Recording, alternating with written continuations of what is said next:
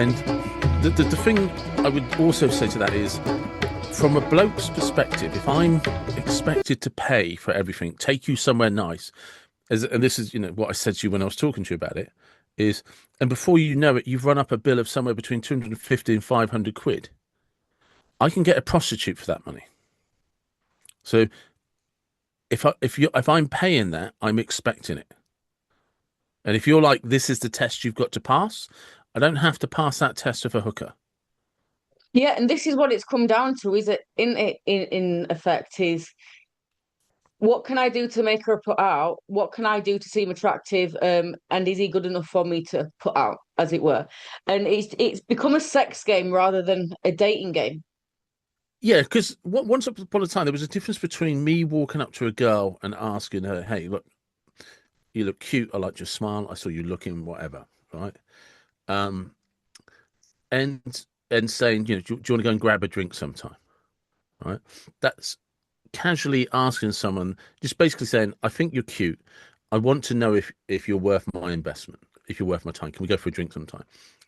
And if I'm found to be cute, or you know, actually, yeah, I like the tone of this guy. I like his energy, whatever. Then you'll take the drink, right? The expectation is we're going to go for a couple of drinks. That's it. And then if it's good, we'll meet up again, and that's when dinner starts or dates start, whatever, right? But you're just trying to find out if you've got something that you click with, Yeah, yeah. right? I must And then admit, when in my most recent relationship, when we were initially dating, that was pretty much always 50-50. And it wasn't yeah, it yeah, wasn't necessarily a pre-planned 50-50. I would I would never have expected him just to pay for me unless he offered to. yeah, yeah. And then I in that I in don't. that way, then I'd let him, because you don't want, because then there's the risk of emasculating or making someone feel emasculated as well. And I get accused of this all the time, so I'm very, very aware of I can make you feel emasculated.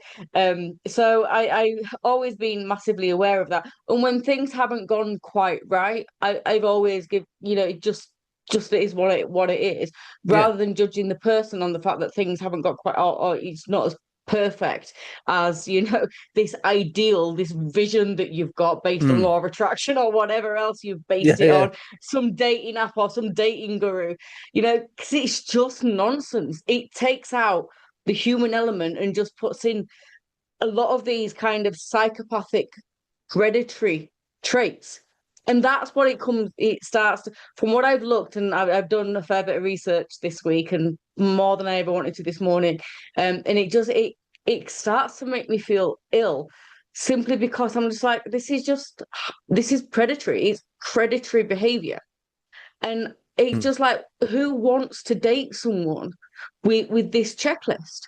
There's certain yeah. things, yes, I think you should be upfront with on a first date, especially if you're looking for a long-term romantic partner. But if you're just casually date, don't make a Well, big deal of everything. well, because there's another way. Another way that I look at it is, right, that once upon a time, well, once upon a time, we've all been in positions where you go out, meet someone, wasn't planned, whatever, and you just click. You've had a few drinks, whatever. Anyway, it turns into a one night stand, right? And it's just two adults that have had a good night and just carry on the good night, right? And you wake up in the morning, you're like, yeah, no, thanks, but no thanks. And both of you kind of like, yeah, no, that was, but it was a fun night, and you just Mm. carried it on. And the next day, you just like, you don't repeat it, but at the same time, neither one of you regrets it. It was like, actually, no, it was a good way to finish the night, right? But that's not dating. That's just circumstances where something happened that you didn't plan, and you ended up having sex at the end of the night. But when it comes to the dating side, like I said, is like that video I showed you of that girl with the I've just created this app, and you go on it and it tells men how much you put in the costings of how much your hair, nails, clothes, and all that.